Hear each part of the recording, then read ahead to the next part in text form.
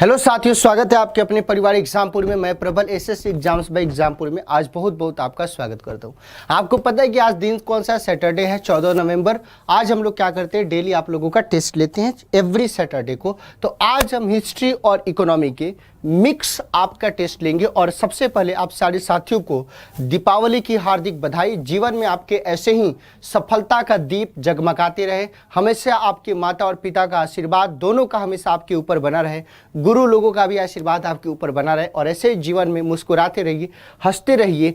और ये दीपावली कहीं ना कहीं आपके जीवन में एक बेहतर कल लेके आने वाला है। तो आप सारे साथियों को फिर से हमारे और पूरे एग्जामपुर परिवार की तरफ से, specially SSC exams by Exampur की तरफ से आपको दीपावली की बहुत बहुत शुभकामनाएं। चलिए बिना लेट के हम लोग क्वेश्चंस को देखते हैं। बिना लेट के क्वेश्चंस को देखते हैं कि क्वेश्चन आज का पहला आपका क्या बोला है। आप लोग भी बताना आंसर, सब लोग, और सबका आंसर मैं देखूंगा। तो सबसे पहले क्वेश्चन आपका क्या पूछा है। क्वेश्चन आपका ये पूछा है कि जो वैदिक आर्य थे, उन वैदिक आर्यों का प्रमुख भोजन क्या था भाई।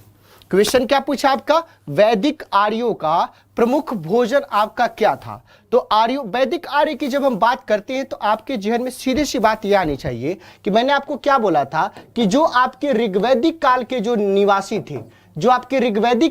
निवासी थे, उन्हीं को, उस समय के नागरिक को, उस समय के सिटीजन्स को क्या बोला जाता था, आर्य बोला जाता था। क्या बोला जाता था, आर्य बोला जाता था। तो क्वेश्चन क्या पूछा आपका, क्वेश्चन ये पूछा है कि उनके प्रमुख भोजन को बताना है कि उनका प्रमुख भोजन क्या था।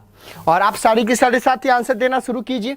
तो बहुत सारे लोग इसमें से आंसर दे रहे हैं और बता भी रहे हैं। मैंने आपको उसी समय बताया था। बहुत सारे लोग इसमें क्या बता रहे हैं, मीट भी बता रहे हैं, बहुत सारे लोग मिल्क भी बता रहे हैं। लेकिन मैंने आपको उसी समय क्वेश्चन क्या बताया था कि मैंने ये बोला था कि जब वैदिक आर्यों के प्रमुख भोजन की बात करें, जब उनके मतलब इस वैसे फूड जो उस समय सबसे महत्वपूर्ण था, तो हमने क्या बोला था कि मिल्क एंड इट्स प्रोडक्ट। किसकी बात ज्यादा करते थे वो लोग, दूध और दूध से बने पदार्थ, दूध और दूध से बने उत्पाद का बहुत ज्यादा प्रयोग करते थे। तो आप सारे साथियों का, बहुत सारे लोगों का क्वेश्चन का आंसर आपका सही भी है। यानी आंसर क्या हो जाएगा, दूध और इसके उत्पाद, मिल्क एंड इट्स प्रोडक्ट। इसको आप लोग समझने की कोशिश कीजिएगा। अब मैं आपको यहां पे कुछ चीज बताना चाहता हूं जिसको आप लोग नोट कर लीजिएगा। जब हम ऋग्वेद की बात करते हैं तो ऋग्वेद में आपको 2-3 अलग अलग प्रकार के आपके भोजन का नाम आपको दिखाई देता है। 2-3 अलग अलग प्रकार के आपके भोजन के नाम आपके दिखाई देते हैं। एग्जाम्पल के तौर पर अगर हम बात करें तो एक को बोला जाता था क्षीर पकोदन। क्या बोला जाता था भाई, क्षीर पकोदन। और दूसरे को क्या बोला जाता था, करम्भ बोला जाता था। क्या बोला जाता था, करम्भ बोला जाता था। तो आप ये पूछोगे कि भैया ये करम्भ कैसे बनाया जाता था। तो भाई जौ होता था, उस जौ के सत्तू में दही को मिला के, जौ के सत्तू में दही को मिला के क्या बनाया जाता था, करम्भ बनाया जाता था। तो यहां पे क्या दिख रहा है, आपकी दही की प्रमुखता देख रहे हैं। क्षीर पकोदन की जब हम बात करते हैं तो इसके बारे में बोला जाता है कि जब दूध में जौ को मिलाते थे तो क्षीर पकोदन नामक आपके मटेरियल, आपका भोजन, खाद्य पदार्थ तैयार होता था। तो दूध में जौ को जब मिलाते थे तो क्या तैयार होता था, आपका क्षीर। और जो जौ के सत्तू को जब दही में मिलाते थे तो करम्भ तैयार होता था। और इन सारी बातों की चर्चा किसमें करी गई है, ऋग्वेद में करी गई है। तो आज के बाद से जब भी आपके पेपर में प्रश्न पूछे कि वैदिक आर्यों का प्रमुख भोजन क्या था, तो आंसर क्या बताओगे कि दूध और इसके उत्पाद, मिल्क एंड इट्स प्रोडक्ट। जैसे एग्जाम्पल के तौर पे दूध से बने उत्पाद की जब हम बात करें तो घी को आप लोग ले सकते हैं। दूध से बने उत्पाद की बात करें तो आप मक्खन को ले सकते हैं। दूध से बने उत्पाद की बात करें तो आप वहां पे दही को भी ले सकते हैं। तो इस प्रकार से आप सारे साथियों में से बहुत सारे लोगों का सही आंसर था। आंसर क्या हो जाएगा, क्वेश्चन नंबर 1 का आंसर हो जाएगा बी। इसको आप लोग ध्यान दे दीजिएगा। क्वेश्चन नंबर 2 आज के आते हैं और देखते हैं भाई क्या बोलता है। जब क्वेश्चन नंबर 2 की हम बात करते हैं, वो क्या क्वेश्चन पूछ रहा है कि निम्नलिखित में से कौन सा अन्न मनुष्यों के द्वारा सबसे पहले प्रयोग होने वाले में से था। यानी कौन सा वो आपका अन्न था जिसको सबसे पहले मनुष्यों ने सबसे पहले प्रयोग किया था, उसका आंसर क्या होगा? राई का नाम दे रहा है, गेहूं का नाम दे रहा है, ओट का नाम दे रहा है। तो बहुत सारे साथी इन दो ऑप्शन में क्या होंगे? कंफ्यूज होंगे। आप लोगों में से ऑप्शन में से कोई कोई गेहूं भी बता देगा, लेकिन याद रखिएगा कि जब भी आपके पेपर में क्वेश्चन पूछे कि मनुष्य के द्वारा सबसे पहले प्रयोग किसका किया गया था, तो आंसर क्या बताओगे आप लोग? जौ। किसका प्रयोग किया गया था? जौ का प्रयोग। तो यानी मनुष्यों के द्वारा सबसे पहले जिस अन्न का प्रयोग किया गया था वो अन्न कौन सा था? आपका जौ था, जिसको यौ के नाम से भी जानते हैं। तो आप लोगों में से बहुत सारे साथियों का आंसर सही था। क्वेश्चन नंबर 2 का आंसर क्या होगा? ए होगा। यानी आज के बाद से ध्यान रखिएगा कि मनुष्यों के द्वारा सबसे पहले प्रयोग होने वाला जो अन्न था वो कौन था? आपका जौ था। इसको ध्यान रखने की जरूरत है आपको। क्वेश्चन नंबर 3 देखिए आप लोग, वैदिक लोगों के द्वारा किस धातु का प्रयोग पहले किया गया था? वैदिक लोगों के द्वारा सबसे पहले कौन से धातु का प्रयोग किया गया था? इसका आंसर आपको बताना है। जल्दी से बताइए आप लोग, आंसर बताइए। क्वेश्चन क्या पूछा है? वैदिक लोगों के द्वारा किस धातु का प्रयोग, वैदिक लोगों के द्वारा किस धातु का प्रयोग आपके सबसे पहले किया गया था? तो देखिए, जैसे लोहा की बात आती है तो हम लोग क्या बोलते हैं भाई? हम लोग क्या बोलते हैं कि लोहा अभी तक आपको पता नहीं चला है। और उसके बाद क्या आ जाता है? सोना और चांदी। भाई सोना और चांदी तो हड़प्पा काल में भी था। तो आंसर क्या हो जाएगा? किस धातु का प्रयोग सबसे पहले? तो आंसर हो जाएगा कॉपर यानी तांबा। तो ध्यान रखना है, क्या क्वेश्चन पूछा कि लोगों के द्वारा, वैदिक लोगों के द्वारा कौन सी धातु का प्रयोग सबसे पहले किया गया था? तो आंसर क्या हो जाएगा? आपका तांबा। यानी क्वेश्चन नंबर 3 का आंसर क्या हो जाएगा? तांबा यानी कॉपर। तांबा का सबसे पहले प्रयोग वैदिक लोगों के द्वारा किया गया था। इसको आपको नोट करना है। क्वेश्चन नंबर 4 देखिए। अब देखिए क्वेश्चन क्या पूछा? वेद शब्द का अर्थ क्या है? क्वेश्चन नंबर 4 क्या पूछा है? वेद शब्द का अर्थ क्या है? तो जब वेद की जब हम बात करते हैं तो वेद शब्द की बात जैसे ही आता है तो मैंने क्या बोला था कि वेद क्या है? वेद के बारे में मैंने बोला अपौरुषेय है। अपौरुषेय का मतलब है कि इसकी रचना आपके पुरुषों के द्वारा यानी मनुष्यों के द्वारा नहीं करी गई है। किसके द्वारा? मनुष्यों के द्वारा नहीं करी गई है, बल्कि नित्य है। नित्य का मतलब क्या थे? गॉड गिफ्टेड है। और इसी वेद को वेद व्यास के द्वारा क्या किया था? संकलित किया गया था। और वेद को क्या बनाया गया? ज्ञान का एक आधार बनाया गया। तो वेद का अर्थ क्या है? तो वेद का अर्थ है आपका नॉलेज। यानी क्वेश्चन नंबर 4 का आंसर क्या हो जाएगा? क्वेश्चन नंबर 4 का आंसर हो जाएगा ए। यानी वेद शब्द का अर्थ क्या है? तो वेद शब्द का अर्थ है आपका ज्ञान, नॉलेज। और वेद कितने प्रकार के होते हैं? टोटल 4 टाइप के होते हैं, ऋग्वेद, यजुर्वेद, सामवेद, अथर्ववेद। इसमें स्टार्टिंग के तीनों वेदों को, ऋग्वेद, यजुर्वेद और सामवेद को वेद त्रयी के नाम से जाना जाता है, जबकि सबसे बाद का जो वेद है उसको सामवेद के नाम से हम लोग जानते हैं। यानी इसका आंसर क्या हो जाएगा? तो क्वेश्चन नंबर 4 का आंसर हो जाएगा ए। इसको आप लोग जरूर ध्यान रखिएगा। क्वेश्चन नंबर 5 देखिए आप लोग क्या बोला है? किन 3 वेदों को, कौन से वो 3 वेद हैं जिनको संयुक्त रूप से वेद त्रयी कहा जाता है?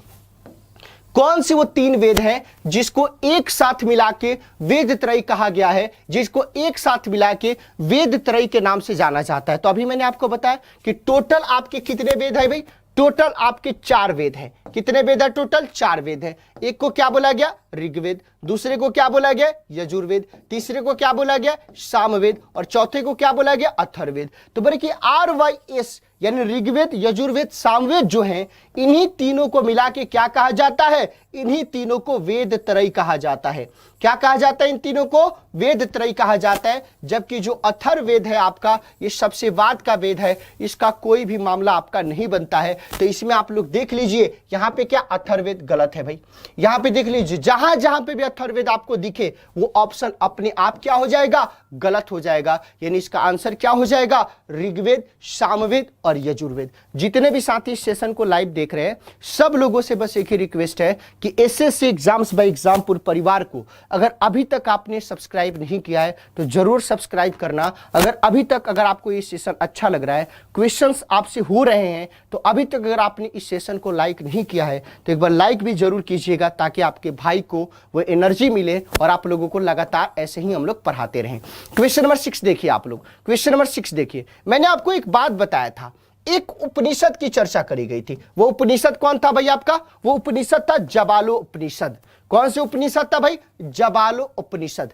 इस जबालो उपनिषद की जब हम चर्चा करते हैं तो वहां पे क्या बताया गया? तो मैंने बोला कि हिंदू धर्म में जो हिंदू रिलीजन है, उस हिंदू धर्म में मानव के जीवन को 4 अवस्थाओं में विभाजित कर दिया। पहला मैंने क्या बोला, हिंदू रिलीजन में यानी हिंदू धर्म में जो मानव का जीवन है, मानव का जो जीवन है, उस मानव के जीवन की अवस्थाओं को 4 भागों में विभाजित कर दिया। और उसी 4 भागों को क्या बोला उन्होंने, आश्रम व्यवस्था बोला। क्या बोला, आश्रम व्यवस्था बोला। यानी 4 आश्रम में उन्होंने डिवाइड कर दिया और चारों आश्रम को, और उसके अनुसार हिंदू धर्मशास्त्र की जब हम बात करें तो इन चारों आश्रमों का विभाजन मनुष्य के जीवन को कितना साल मान के किया गया था, 100 साल मान के, 100 ईयर्स मान के किया गया था। और क्या बोला गया कि मनुष्य का आरंभिक जो 0 से 25 साल है वो कौन सा आश्रम है भाई, ब्रह्मचर्य का आश्रम है। जो 25 से 50 साल का जो एज है वो कौन सा आश्रम है आपका, गृहस्थ का आश्रम है। जब हम 50 से 75 की बात करते हैं तो वो कौन सा आश्रम है भाई, वानप्रस्थ का आश्रम है। जब हम 75 से 100 साल की बात करते हैं तो वो कौन सा आश्रम आ जाता है भाई, आपका संन्यास आश्रम आ जाता है। और इस तरीके से हिंदू धर्म में मानव जीवन को 4 अवस्थाओं में डिवाइड किया गया, जिसको आश्रम व्यवस्था के नाम से जानते हैं, जिसको कुल आयु 100 साल का माना गया और 4 पार्ट में प्रत्येक 25 साल को डिवाइड कर दिया गया। और इस चीज की चर्चा अगर हम लोग बात करें तो कहां पे मिलता है, आपके जबालो उपनिषद में मिलता है। कहां पे मिलता है भाई, जबालो उपनिषद में मिलता है। इसको भी आप लोग ध्यान रखेंगे। तो अगर कोई आज के बाद से आपके प्रश्न पूछ दे कि मनुष्य के ये जो 4 आश्रम की चर्चा करी गई है वो कौन से उपनिषद में मिलता है, तो आंसर क्या बताओगे, जबालो उपनिषद में सर्वप्रथम इन चारों आश्रमों का उल्लेख किया गया था। इन चारों आश्रमों की आपकी चर्चा करी गई थी। ये बात आपको समझ में आ गया। अब बोले ऑर्डर में आपको सजाना है। तो मैंने सबसे पहले क्या बोला, ब्रह्मचर्य आपको दिखना चाहिए। ब्रह्मचर्य के बाद क्या दिखना चाहिए, गृहस्थ दिखना चाहिए। गृहस्थ के बाद क्या दिखना चाहिए, वानप्रस्थ। और वानप्रस्थ के बाद क्या दिखना चाहिए, संन्यास दिखना चाहिए। तो बिना सोचे समझे आप क्वेश्चन नंबर 6 का आंसर क्या बता सकते हो, तो क्वेश्चन नंबर 6 का आंसर ए बता सकते हो। यानी क्वेश्चन नंबर 6 का आंसर क्या होगा, ए होगा। इसको आप लोग ध्यान दे दीजिएगा। क्वेश्चन नंबर 7 में आ जाते हैं हम लोग। देखिए, आर्य और आर्य पूर्वों के साथ, यानी आर्य और आर्यों की पहले जो जनजाति थी उनके साथ अपने संघर्षों में सफल है। यानी आर्यों ने, क्वेश्चन क्या पूछा है, आर्यों ने आर्य पूर्वों को क्या कर दिया, पराजित कर दिया। उनके कॉन्फ्लिक्ट हुआ, उन संघर्षों में ये सफल है। इन्होंने आर्य पूर्वों को क्या कर दिया, पराजित कर दिया। कारण पूछ रहे क्यों, पूछ रहे क्यों ऐसा हुआ, कैसे उन्होंने पराजित कर दिया, कैसे उन्होंने पराजित कर दिया, क्योंकि उसके पीछे कारण क्या है, तो उन्होंने बड़े पैमाने पे हाथियों का प्रयोग किया। भाई हाथी का तो हम लोगों का देखने को चर्चा आता है। वे अधिक लंबे और अधिक बलवान थे। वे उन्नत शहरी संस्कृति से थे। उन्होंने घोड़ों द्वारा चलाए जा रहे रथों का प्रयोग किया। तो इसका आंसर क्या हो जाएगा, तो भाई रथों का प्रयोग किया, जिसको कम दूरी में कम समय में ज्यादा दूरी को लोग माप सकते थे, ज्यादा दूरी को तय कर सकते थे। इसी के लिए उन्होंने क्या किया, तो भाई ये जो आंकड़ा है, यानी ऑप्शन नंबर जो डी है, यानी कहने का मतलब कि उन्होंने अपने घोड़ों द्वारा चलाए जा रहे रथों का प्रयोग किया और उसी के अंतर्गत, उसी के माध्यम से, उसी के बदौलत उन्होंने क्या किया, आर्यों ने अपने पहले के जो उनके जो लोग थे उनको पराजित होने में क्या हो पाए, सफल हो पाए। तो क्वेश्चन नंबर 7 का आंसर क्या हो जाएगा, आपका डी हो जाएगा। इसको आप लोग ध्यान रखिएगा आप लोग, ठीक है। तो क्वेश्चन नंबर 7 का आंसर क्या होगा, डी होगा। इसको आप लोग नोट कर लीजिएगा। अब क्वेश्चन नंबर 8 देखते हैं भाई क्या बोल रहे, आरंभिक वैदिक काल में वर्ण व्यवस्था किस पे आधारित थी। एक बार सब लोग इस सेशन को शेयर करिएगा और सब्सक्राइब जरूर करिएगा एसएससी एग्जाम्स में एग्जामपुर को। और अभी तक आप लोगों ने, सारे लोगों ने चैनल अभी सेशन को लाइक नहीं किया है, तो सब लोग, जितने भी साथी इस क्लास को लाइव देख रहे हैं, सब लोग लाइक कीजिएगा, क्योंकि क्लास आपके लिए लगाई जा रही है। तो अब देखो क्वेश्चन क्या पूछा, आरंभिक वैदिक काल में जो वर्ण व्यवस्था था, वो किस पे आधारित था भाई। तो देखो मैंने क्या बोला था कि वैदिक कल्चर को हम 2 पार्ट में देखते हैं भाई। वैदिक कल्चर को 2 पार्ट में देखते हैं। एक को हमने क्या बोला, ऋग वैदिक पीरियड बोला, दूसरे को क्या बोला, लेटर वैदिक पीरियड बोला। अब इन दोनों की बात करते हैं तो यहां पे जो आपकी कास्ट का डिसीजन होता था, जो कास्ट को डिसाइड किया जाता था, वो क्या होता था, on the basis of occupation होता था। क्या होता था भाई? On the basis of occupation होता था। जब लेटर वैदिक पीरियड में आ जाते हैं तो यहां पे क्या हो जाता है? On the basis of birth हो जाता है। यानी किसके आधार पे भाई? तो ये हो जाता है आपके जन्म के आधार पे। लेकिन आरंभिक वैदिक काल की जब हम चर्चा करते हैं, तो आरंभिक वैदिक काल की जब हम चर्चा करते हैं तो उसमें वर्ण का विभाजन किसके आधार पे होता है? तो उसमें वर्ण का विभाजन वर्ण का विभाजन किसके आधार पे? तो वो वर्ण का विभाजन आपके ऑक्यूपेशन के आधार पे होता है कि अगर आप जिस व्यवसाय में हो तो उसके मान लिया जाता है आपको। ठीक है, समझ में आ गया आप लोगों को? सब लोग एक बार शेयर कर दीजिए जितने भी साथी देख रहे हैं। और ये सारा क्वेश्चन आप लोगों को आता है, इसमें कोई सा भी ऐसा नहीं कि जो आप लोगों को नहीं आता है। बस मन लगा के एक बार चीजों को रिवीजन करने की जरूरत है। और मैं क्लास में इतना आपको समझा देता हूं कि दोबारा इसको पढ़ने की आपको जरूरत नहीं पड़ेगी, शायद, हमको जहां तक लगता है। चलिए आगे की बात करें तो आंसर क्या हो जाएगा इसका? तो आंसर हो जाएगा आपकी किसके आधार पे भाई? व्यवसाय के आधार पे, यानी on the basis of occupation. व्यवसाय के आधार पे मनुष्यों का क्या होता था? वर्ण को डिसाइड किया जाता था, उसके वर्ण को तय किया जाता था। इस चीज को आप लोग समझिएगा। अब यहां पे एक एग्जाम्पल मैं आपको बताना चाहता हूं। अगर हम लोग बात करें ऋग्वेद की, किसकी बात करें? ऋग्वेद की। तो ऋग्वेद के 9वें मंडल में एक जगह पे चर्चा करी गई है। ऋग्वेद के 9वें मंडल में एक जगह पे इस बात की चर्चा करी गई है कि हमारे घर में, हमारे एक ही घर में हमारे जो पिता है वो वैद हैं। क्या है? डॉक्टर है, चिकित्सक है।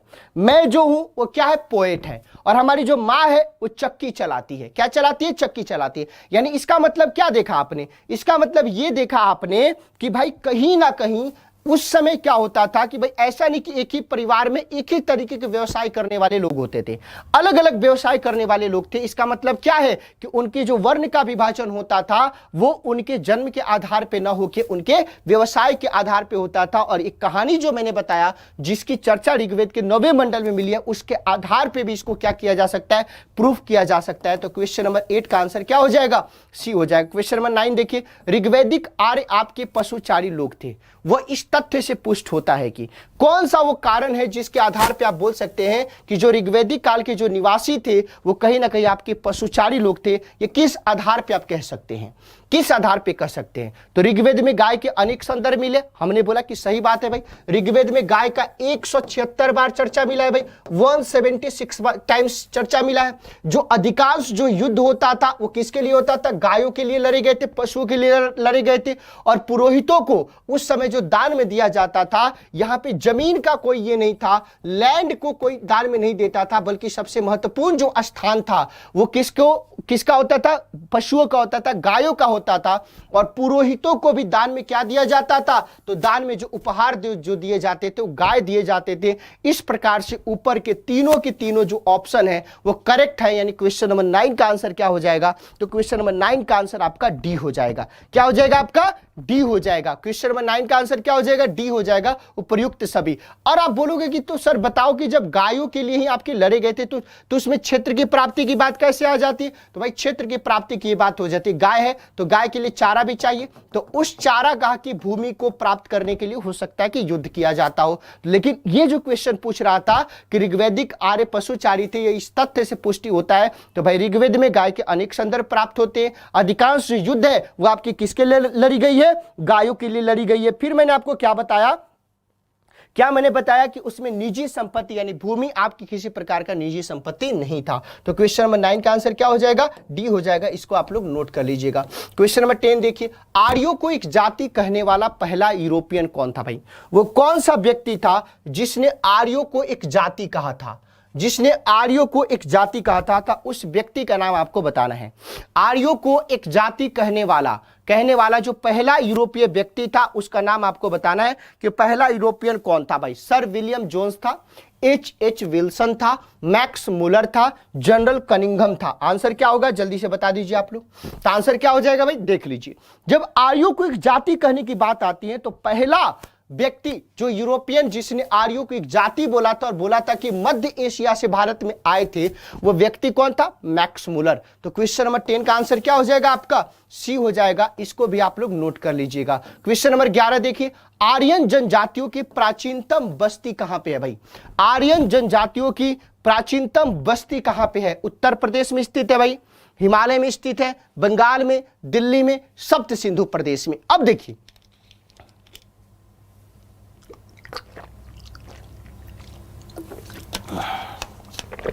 जब हम ऋग्वैदिक आर्यों की बात करते हैं और उनके जब हम भौगोलिक क्षेत्र की बात करते हैं, जब हम उनके ज्योग्राफिकल एरिया की बात करते हैं, तो उसमें मैंने आपको 3-4 नाम बताया था कि जैसे ऋग्वैदिक आर्य की बात करते हैं तो किसके नाम आते हैं? हिमालय की चर्चा आती है, पहली बात। दूसरा किसकी चर्चा आती है? आपकी हिंदू कुश की चर्चा आती है, दूसरी बात। तीसरा आपकी किसकी चर्चा आती है? टोटल आपकी 40 नदियों की चर्चा आती है, तीसरी बात। सबसे महत्वपूर्ण जो नदी है वो कौन सी? आपकी सिंधु यानी इंडस रिवर है। सबसे जो पवित्र नदी है वो कौन सी नदी है? सरस्वती है, यह भी चर्चा मैंने बताया था। गंगा की चर्चा एक बार होती है, यह भी मैंने बताया था। और यमुना की चर्चा आपकी 3 बार होती है, यह भी मैंने आपको बताया था। अब यहां पे क्वेश्चन क्या पूछ रहा है? बस्ती। अब मैंने बोला था कि सप्त सिंधु का जो प्रदेश था, जो 7 नदियों से बना हुआ क्षेत्र था, उसको सबसे महत्वपूर्ण क्या माना गया? इसका बस्ती या इसका क्षेत्र माना गया। तो इसका आंसर क्या हो जाएगा? सप्त सिंधु, यानी क्वेश्चन नंबर 11 का आंसर क्या हो जाएगा? सी हो जाएगा। इसको भी आप लोग ध्यान में रखिएगा अच्छे तरीके से, ठीक है। चलो नेक्स्ट क्वेश्चन देखते हैं हम लोग भाई। नेक्स्ट क्वेश्चन देखते हैं, क्वेश्चन नंबर 12 क्या बताता है आपका? निम्नलिखित में से कौन सी जनजातीय सभा सामान्यतः आपके जनजातीय सरदार यानी मुखिया के चुनाव में शामिल होती थी भाई? कौन सी सभा जो थी जो मुखिया के चुनाव में शामिल होती थी? समिति, सभा, गण और विदत। यहां पे विदत होना चाहिए, क्या होना चाहिए? विदत होना चाहिए। तो कौन सी सभा थी भाई? तो मैंने आपको बोला था 4 प्रकार की सभा की चर्चा मैंने करी थी। जब हम ऋग्वैदिक काल की बात करते हैं तो 4 प्रकार की सभा आपके दिखाई देते हैं। सभा, दूसरा कौन होता है आपका? समिति, तीसरा कौन होता है आपका? विदत, और चौथा कौन होता है आपका? गण। चौथा कौन होता है आपका? गण होता है। ये चारों प्रकार की, अब इन दोनों सभाओं में यानी सभा और समिति जो दोनों आपके थे, इस प्रकार की असेंबलीज में महिलाएं आपकी पार्टिसिपेट कर सकती थी, यानी उसमें भागीदारी कर सकती थी। तो क्वेश्चन नंबर 12 आपका पूछा क्या है? 12 आपका ये पूछा है कि 12वें के क्वेश्चन ये पूछा है कि भाई कौन सी जनजातीय सभा सामान्यतः जनजातीय सरदार मुखिया के चुनाव में शामिल होता था? तो आंसर क्या हो जाएगा? समिति। अब इस समिति की चर्चा हम जब करते हैं तो ऋग्वेद के 9वें मंडल में इसका चर्चा आपको दिखाई देता है। कहां पे भाई? ऋग्वेद के 9वें मंडल में, जिसके सोम की चर्चा करी गई है देवता की, उस ऋग्वेद के 9वें मंडल में आपकी समिति की चर्चा करी गई है। और वहां पे ऋग्वेद में 9वें मंडल में नहीं, 9 बार उल्लेख किया गया है। सॉरी, यहां पे थोड़ा आप लोग सुधार लीजिएगा, 9 बार उल्लेख किया गया। कितनी बार? ऋग्वेद में 9 बार, 9 टाइम्स इसका उल्लेख किया गया। 9वें मंडल में तो सोम की चर्चा करी गई है, ऋग्वेद में समिति की चर्चा कितनी बार? 9 बार करी गई है। और बताया जाता है कि जनसाधारण की आवाज को अभिव्यक्त करने वाली, एक्सप्रेस करने वाली क्या थी? इंस्टीट्यूशन था। और राजा, जो कि उस समय तो कोई क्षेत्र होता नहीं था, तो जो जनजातीय सरदार के जो मुखिया होते थे, जिनको राजा के नाम से जाना जाता था, उस राजा के निर्वाचन और पुनर्निर्वाचन में इसका महत्वपूर्ण योगदान था। और ऋग्वेद में इसकी चर्चा कितनी बार करी गई है? 9 बार करी गई है। तो 12 का आंसर क्या होगा आपका? ई होगा। क्वेश्चन नंबर 13 देखिए आप लोग, राज्याभिषेक समारोह का विवरण।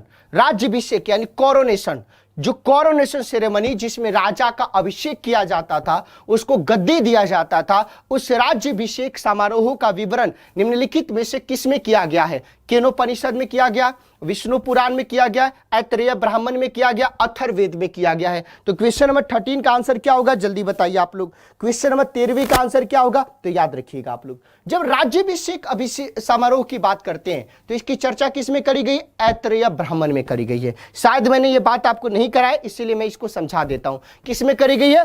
ऐतरेय ब्राह्मण में करी गई है। जब हम ऐतरेय ब्राह्मण की बात करते हैं तो ऐतरेय ब्राह्मण के बारे में आपको ये समझने की जरूरत है, ये जानने की आपको जरूरत है कि ऋग्वेद के साकल शाखा से संबंधित है। किससे संबंधित है भाई? ऋग्वेद के साकल शाखा से संबंधित है।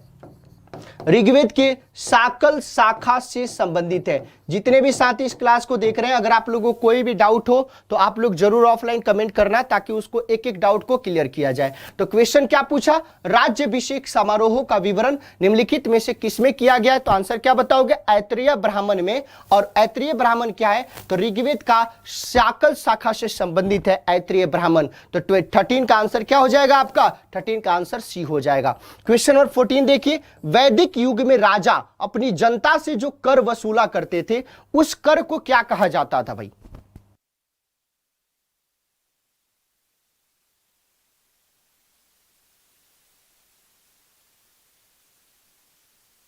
वैदिक युग में राजा अपनी जनता से जो कर वसूल करते थे, जो टैक्स वसूल करता था, उस टैक्स को क्या कहा जाता था? उस टैक्स को क्या कहा जाता था? तो आज के बाद से याद रखना कि उस टैक्स को क्या कहा जाता था भाई? बलि कहा जाता था। क्या कहा जाता था? बलि कहा जाता था। और बलि के बारे में याद रखिएगा कि राजा अपनी जनता से इस कर को वसूला करता था, और इसको जो कलेक्ट करने वाला जो अधिकारी होता था उसको क्या बोला जाता था?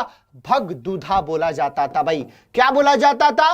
भगदूधा बोला जाता था, जो कि एक प्रकार का टैक्स कलेक्टर हुआ करता था। और इसी में एक बात को और नोट करके लिख लीजिए, एक और ऑफिसर्स का नाम आता है, एक और अधिकारी का नाम आता है, जिसको क्या बोला जाता है? संग्रहिता बोला जाता है। जो क्या करता था? तो कोषाध्यक्ष का कार्य संभालता था। तो एक जो दूसरा अधिकारी होता था उसको क्या बोलते थे? संग्रहित बोलते थे। और इस संग्रहित का काम क्या होता था? तो एक कोषाध्यक्ष होता था, कोषाध्यक्ष का काम संभालता था। लेकिन जो राजा जिस प्रकार के टैक्स को वसूलता था, कलेक्ट करता था, उस टैक्स को किस नाम से जाना जाता है? बलि के नाम से जाना जाता है। और उस बलि को कलेक्ट करने वाला जो ऑफिसर्स होता था, जो टैक्स कलेक्टर होता था, उसको क्या बोला जाता है? भगदूधा बोला जाता है। तो क्वेश्चन नंबर 14 का आंसर क्या हो जाएगा आपका? ए हो जाएगा। चलो भाई 15वां क्वेश्चन देखते हैं। प्रसिद्ध गायत्री मंत्र कहां से लिया गया है? जैसे ही प्रसिद्ध गायत्री मंत्र का नाम आता है, आपके जहन में खुशी आ जाती है कि सर इतना आसान सा क्वेश्चन आप हमसे कैसे पूछ सकते हैं। जब हम गायत्री मंत्र की बात करते हैं तो गायत्री मंत्र की चर्चा ऋग्वेद की किस मंडल में करी गई है भाई? तीसरे मंडल में करी गई। पहली बात। दूसरी बात आपको क्या समझना है? ये किसको समर्पित है? तो देवता सूर्य को समर्पित है। और तीसरा, किसके द्वारा रचित है? तो विश्वामित्र के द्वारा रचित है। और इसमें सूर्य के लिए कौन से शब्द का प्रयोग किया गया है? तो सावित्री का प्रयोग किया गया है। तो क्वेश्चन में क्या दिया है कि प्रसिद्ध गायत्री मंत्र कहां से लिया गया है? यजुर्वेद से लिया गया, ऋग्वेद से लिया गया, अथर्ववेद से लिया गया है, सामवेद से लिया गया। तो आप बोलोगे कि सर इतना आसान क्वेश्चन में तो हमको एसएससी नहीं फंसा सकता है, इतना आसान क्वेश्चन में दिल्ली पुलिस एनटीपीसी हमको नहीं फंसा सकता है। यह आंसर क्या होगा? ऋग्वेद। क्योंकि ऋग्वेद के स्पष्ट रूप से तीसरे मंडल में सूर्य देव को समर्पित विश्वामित्र के द्वारा गायत्री मंत्र की रचना करी गई है। तो आंसर क्या हो जाएगा? क्वेश्चन नंबर 15 का आंसर हो जाएगा सी। और यजुर्वेद में यज्ञ के विधि विधान, ट्रेडिशन, उसके आपके रिचुअल से रिलेटेड, अथर्ववेद में जितने भी औषधि, मेडिसिन, जादू टोना, अंधविश्वास, डायन भूतिन की बात, और सामवेद में मंत्रों को म्यूजिकली गाए जाने की बात। तो क्वेश्चन नंबर 15 का आंसर क्या हो जाएगा? सी हो जाएगा। क्वेश्चन नंबर 16 देखिए आप लोग। भारतीय प्रतीक पर उत्कीर्ण सत्यमेव जयते कहां से लिया गया है? आप लोगों ने कल क्वेश्चन का आंसर भी बताया था। इसके पहले जिस दिन हिस्ट्री का लास्ट क्लास था, उस दिन जब मैंने आपसे पूछा था तो आपने इसका आंसर भी बताया था। क्वेश्चन क्या पूछा आपका? क्वेश्चन ये पूछा है कि जो सत्यमेव जयते है, जो भारत का राष्ट्रीय वाक्य है, जो भारत के राज्य चिन्ह पे अंकित है, वो जो कि आपके अशोक के सारनाथ स्तंभ से लिया गया था। तो सत्यमेव जयते आपके कौन से किससे लिया गया है? तो आंसर क्या होगा? मुंडोकपनिषद से लिया गया है। क्या लिया गया है? मुंडोकपनिषद से लिया गया है। तो क्वेश्चन नंबर 16 का आंसर क्या होगा आपका? डी होगा। इसको भी आप लोग ध्यान रखिएगा। 17 देखिए आप लोग। निम्नलिखित में से कौन सी वो विदुषी थी, वो कौन सी महिला विद्वान थी जिसने वाद विवाद में, जिसने शास्त्रार्थ में अजय याज्ञवल्क्य जो आज तक पराजित नहीं हुए थे उसको चुनौती दी थी? तो मैंने क्या बोला कि ऋग्वेद काल में जो महिलाओं की स्थिति थी वो थोड़ी सी स्थिति आपकी क्या थी? ठीक थी। यानी कहने का मतलब क्या है कि वो लोग पढ़ाई में थी, उन लोगों को पढ़ने का मौका मिलता था, लेकिन उत्तर वैदिक काल में आते आते उनको ये पढ़ाई का आपको मौका नहीं मिलता था। उनकी स्थिति को दिन पर दिन क्या कर दिया गया? आपके माइजरी और उसके मतलब क्या बोलते हैं उससे कर दिया गया। और यहां तक कि जब मैत्रेयी संहिता की बात करते हैं तो पुरुष के 3 दोष बताए गए, एक तो जुआ, दूसरा शराब और तीसरा स्त्री को बताया गया, औरत को बताया गया, महिला को बताया गया। ये भी कहीं ना कहीं वो चीज लेटर वैदिक पीरियड में महिलाओं की गिरती हुई स्थिति को दिखाता है। लेकिन जब हम ऋग्वैदिक काल में बात करते हैं तो यहाँ पे लोपा, घुसा मुद्रा, उसके बाद आपकी सिक्ता और गार्गी की बात करते हैं। और गार्गी ने क्या किया था? तो गार्गी ने याज्ञवल्क्य को चुनौती दी थी। और इसकी चर्चा कौन से उपनिषद में मिलता है? बृहदारण्यक उपनिषद में मिलता है। कौन से उपनिषद में भाई? बृहदारण्यक उपनिषद में मिलता है। और बृहदारण्यक उपनिषद के बारे में बताया जाता है कि उपनिषदों में से सबसे बड़ा उपनिषद है भाई, उपनिषदों में सबसे बड़ा उपनिषद है। नाम क्या है? बृहदारण्यक उपनिषद। और उसमें गार्गी ने किसको चुनौती दी थी? याज्ञवल्क्य को, जो अभी तक क्या रहे थे? अजेय रहे थे, जिनको अभी तक किसी ने क्या किया था? पराजित नहीं किया था। क्वेश्चन नंबर 18 देखिए आप लोग, प्राचीन भारत में निम्नलिखित में से किस विवाह को विधि सम्मत नहीं माना जाता था? तो जब हम हिंदू धर्म की बात करते हैं, जब हिंदू रिलीजन की हम बात करते हैं, तो विवाह को 16 संस्कार, हिंदू धर्म में टोटल कितने संस्कार को मान्यता प्रदान है भाई? 16 संस्कारों को मान्यता प्रदान है। उन 16 संस्कारों में से एक संस्कार आपका विवाह है, एक संस्कार आपका विवाह है। एंशिएंट टाइम में, जब प्राचीन भारत की हम जब बात करते हैं, तो विवाह को, यानी पूरे के पूरे विवाह को, प्राचीन काल में जो विवाह होता था, 8 प्रकार के विवाह होते थे, जिसमें से केवल और केवल 3 विवाह, ब्रह्म विवाह, देव विवाह और आर्ष विवाह को विधि सम्मत माना गया है। यानी ब्रह्म विवाह को विधि सम्मत माना गया है, आर्ष विवाह को विधि सम्मत माना गया है, देव विवाह को विधि सम्मत माना गया है, और गंधर्व विवाह को नहीं माना गया है। तो क्वेश्चन क्या पूछा है? क्वेश्चन आपके पेपर में यही पूछा है कि प्राचीन भारत में निम्नलिखित में से किस विवाह को विधि सम्मत नहीं माना जाता था? देव विवाह को, आर्ष विवाह को, गंधर्व विवाह को, ब्रह्म विवाह को। तो आंसर क्या होगा आपका? गंधर्व विवाह। क्योंकि जो 8 प्रकार के आपके टोटल विवाह होते हैं, जो हिंदू धर्म में जो टोटल 16 संस्कार माना गया है, उसमें से एक संस्कार आपका विवाह होता है। और उस टोटल कितने प्रकार के विवाह होते थे? 8 प्रकार के। उनमें से आपके 3 विवाह को, देव विवाह, आर्ष विवाह और ब्रह्म विवाह को विधि सम्मत माना जाता था। आप शादी कर सकते थे इसके माध्यम से, लेकिन जो गंधर्व विवाह होता था वो विधि सम्मत नहीं था। तो क्वेश्चन नंबर 18 का आंसर क्या होगा आपका? सी होगा। इसको आप लोग नोट कर लीजिएगा। क्वेश्चन नंबर 19, अब हम लोग इकोनॉमी के क्वेश्चंस को देखेंगे। आप लोग अच्छे तरीके से इसको देखे भी थे और आपने बहुत बार इस क्वेश्चन का आंसर भी दिया है। क्वेश्चन क्या पूछा आपका? क्वेश्चन क्या पूछा है? क्वेश्चन पूछा कि भारत में योजनाबद्ध अर्थव्यवस्था की जब हम बात करें तो कौन सी पद्धति पे आपकी आधारित है? भारत की जो प्लान्ड इकोनॉमी की बात करें, वो प्लान्ड इकोनॉमी, वो योजनाबद्ध अर्थव्यवस्था जो है वो किस पद्धति पे आधारित है? पूंजीवादी व्यवस्था पे आधारित है, पारंपरिक व्यवस्था पे आधारित है, अधिकार व्यवस्था पे आधारित है, समाजवादी अर्थव्यवस्था पे आधारित है। जब हम भारत में बात करते हैं, तो जब भारत में हमने बात करा तो हमने बोला कि भारत की जो इकोनॉमी है वो मिक्स्ड इकोनॉमी है। मिक्स्ड इकोनॉमी में 2 बातों को ध्यान रखा गया, यानी सार्वजनिक और जो आपके व्यक्तित्व, यानी सार्वजनिक और निजी दोनों प्रकार के आपके क्या बोलते हैं, उपक्रमों को एक सह अस्तित्व के साथ, को एग्जिस्टेंस, कोऑर्डिनेशन के साथ आपको क्या करना है? इस इकोनॉमी में काम आपको करना है। तो मिक्स्ड इकोनॉमी में जो समाजवादी व्यवस्था है उसके आधार पर भारत क्या करती है? अपनी योजना को तय करती है, यानी उसी के आधार पर, जिसमें सबसे महत्वपूर्ण उसका ध्येय क्या होता है, उद्देश्य क्या होता है? तो उद्देश्य होता है लोक कल्याण, यानी जनता का सेवा करना, जनता का कल्याण करना। तो क्वेश्चन नंबर 19 का आंसर क्या हो जाएगा? डी। यानी भारत में जो योजनाबद्ध आपकी अर्थव्यवस्था है, उस योजनाबद्ध अर्थव्यवस्था में समाजवादी व्यवस्था पद्धति पे क्या है? आधारित है। क्वेश्चन नंबर 19 का आंसर क्या होगा आपका? डी होगा। इसको ध्यान रखिएगा आप लोग। क्वेश्चन नंबर 20 देखिए, उत्पादन के कारक कितने होते हैं? तो हमने बात आपको बताया था कि उत्पादन के टोटल कारक की बात करें तो टोटल कितने कारक होते हैं? 4 कारक होते हैं। एक बात करें तो कौन सा हो जाता है? भूमि हो जाता है। तीसरे बात करें तो कौन सा हो जाता है? श्रम हो जाता है। तीसरा बात करें तो निवेश हो जाता है, पूंजी हो जाता है। और चौथे अगर हम लोग बात करें तो चौथा कौन सा हो जाता है? मैंने आपको ये बताया था, कमेंट करके आप लोग बताया था, भूमि हो जाता है, श्रम हो जाता है, पूंजी हो जाता है, और चौथा इंडस्ट्री हो जाता है, उद्यम वृत्ति हो जाता है। क्या हो जाता है आपका? उद्यम वृत्ति हो जाता है। और नोट के तौर पे मैंने आपको एक बात और बताया था कि पांचवें फैक्टर के रूप में आप किसको देख सकते हैं? संगठन को देख सकते हैं। आप 5वें फैक्टर के रूप में ऑर्गेनाइजेशन को देख सकते हैं। किसको देख सकते हैं भाई? ऑर्गेनाइजेशन को देख सकते हैं। इसको भी आप लोग ध्यान रखिएगा। तो मैंने क्या बोला? क्वेश्चन आपका क्या पूछा था कि उत्पादन के कारक टोटल कितने होते हैं? How many factors of production? तो आंसर क्या होगा? तो आंसर होगा 4, और चारों में क्या हो जाएगा? भूमि, श्रम, पूंजी और उद्यम वृत्ति। और 5वें कारक के रूप में किसको ले सकते हैं आप? संगठन यानी ऑर्गेनाइजेशन को आप ले सकते हैं। क्वेश्चन में 21 देखिए आप लोग, किसी देश की राष्ट्रीय आय का निर्धारण करने के लिए निम्नलिखित में से कौन सी पद्धति का प्रयोग नहीं लाया जाता है? कौन सी पद्धति का प्रयोग नहीं किया जाता है? तो क्वेश्चन नंबर 21 का आंसर क्या होगा? क्वेश्चन नंबर आपका 21 पूछा है, तो 21 में क्या पूछा है कि कौन सी पद्धति का प्रयोग नहीं किया जाता है? तो ये जो इन्वेस्टमेंट प्रोसेस है इसका प्रयोग नहीं किया जाता है। इसके अलावा इनकम प्रोसेस, इसके अलावा आगत पद्धति और उत्पादन पद्धति का प्रयोग किया जाता है। तो 21 का आंसर क्या हो जाएगा आपका? डी हो जाएगा।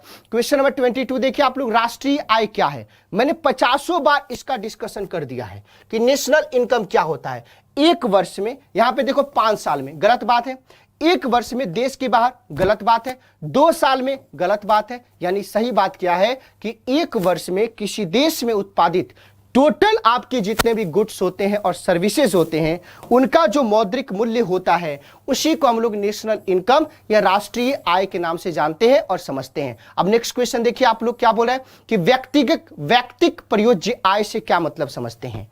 व्यक्तिक प्रयोज्य आय से मतलब क्या समझते हैं? तो ये चीज मैंने आपको बताया था कि जब व्यक्तिक प्रयोज्य आय यानी डिस्पोजेबल इनकम की बात करें तो डिस्पोजेबल इनकम में क्या होता है? जो भी टैक्स के बाद सरकार को पे करने के बाद जो आपको इनकम बचता है उसी को डिस्पोजेबल इनकम के नाम से जाना जाता है। क्या जाना जाता है? डिस्पोजेबल इनकम के नाम से जाना जाता है। यानी डिस्पोजेबल आय का मतलब क्या हो गया कि अगर आप व्यक्तिगत आय में से, पर्सनल इनकम में से डायरेक्ट टैक्स को माइनस करते हैं तो उसी को हम लोग क्या बोलते हैं? Disposable income. यानी 23 का आंसर क्या हो जाएगा आपका? सी हो जाएगा। क्वेश्चन नंबर 24 देखिए, वैयक्तिक प्रयोज्य आय क्या होता है भाई? वैयक्तिक प्रयोज्य आय क्या होता है? तो फिर से सेम क्वेश्चन आपका पूछा है, आंसर क्या हो जाएगा? डी। यानी वैयक्तिक आय और जो प्रत्यक्ष कर होता है उसका जो डिफरेंस होता है वही डिस्पोजेबल इनकम के नाम से जाना जाता है। तो आंसर 24 का डी हो जाए। 25 देखिए, देश की आर्थिक प्रगति का निर्धारण किसके आधार पे किया जा सकता है? कैसे आपको पता चलेगा कि आपके देश का इकोनॉमिक ग्रोथ हो रहा है? कैसे आपको पता चलेगा ये बताइए आप लोग, कैसे पता चलेगा? देश की आर्थिक प्रगति का निर्धारण आपके किसके आधार पे किया जाता है?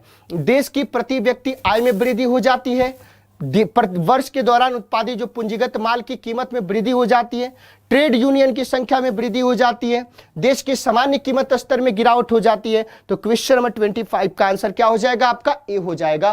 पर कैपिटा इनकम में अगर वृद्धि होने लगी तो समझ जाओ कि देश की आर्थिक वृद्धि भी आपकी हो रही है। 26 देखिए आप लोग, विदेशों में काम कर रहे भारतीयों की आय, विदेशों में काम कर रहे भारतीयों की आय ये क्या कहलाती है?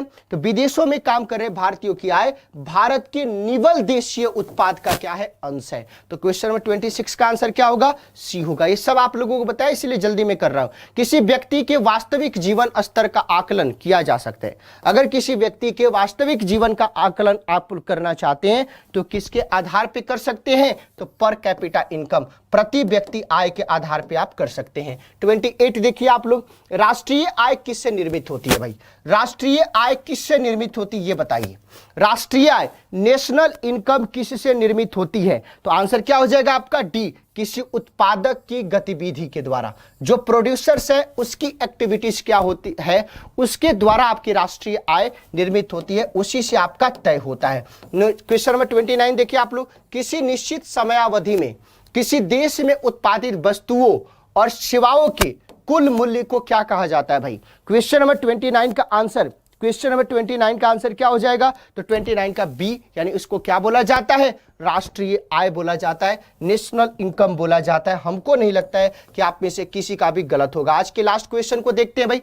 अगर सकल राष्ट्रीय उत्पाद में से यानी एएनपी, नेट नेशनल आपका प्रोडक्ट में से अगर डिप्रेशिएशन को माइनस करते हैं तो आपको क्या मिलता है? तो क्वेश्चन नंबर 30 का आंसर क्या हो जाएगा? सी हो जाएगा। यानी आपको क्या मिलेगा? Net national product. क्या मिलेगा भाई? आपका एनएनपी मिलेगा, यानी सकल राष्ट्रीय जीडीपी में से अगर आप डिप्रेशिएशन को माइनस करते हैं तो क्या मिलेगा? एनएनपी, निवल राष्ट्रीय उत्पाद। तो ये क्वेश्चंस मैंने आपको कराए और आप लोग जरूर बताइएगा ऑफलाइन कमेंट में कि आपको इसमें से कितने आते थे। सब लोग अपना वो भी बताएंगे कि टोटल किसका कितना सही हुआ। और आप सारे साथियों का इस क्लास में जुड़ने के लिए बहुत बहुत धन्यवाद। अगर अभी तक आपने एसएससी एग्जाम्स में एग्जामपुर चैनल को सब्सक्राइब नहीं किया है तो जरूर एक बार आप लोग सब्सक्राइब कर लीजिएगा। फिर से मिलते हैं नेक्स्ट क्लास में, तब तक के लिए दिवाली की बहुत बहुत शुभकामनाएं। खूब एंजॉय कीजिए, खूब अच्छे से खाइए, अपने सारी चीज़ों का ध्यान रखिए। पटाखा उटाखा तो भाई नहीं छोड़ना है क्योंकि बैन हो गया है, फिर भी आप लोग एंजॉय कीजिएगा। बहुत बहुत धन्यवाद पूरे हमारे और एग्जामपुर परिवार की तरफ से। दीपावली की आपकी बहुत बहुत शुभकामनाएं। Thank you so much. Bye, good night, take care.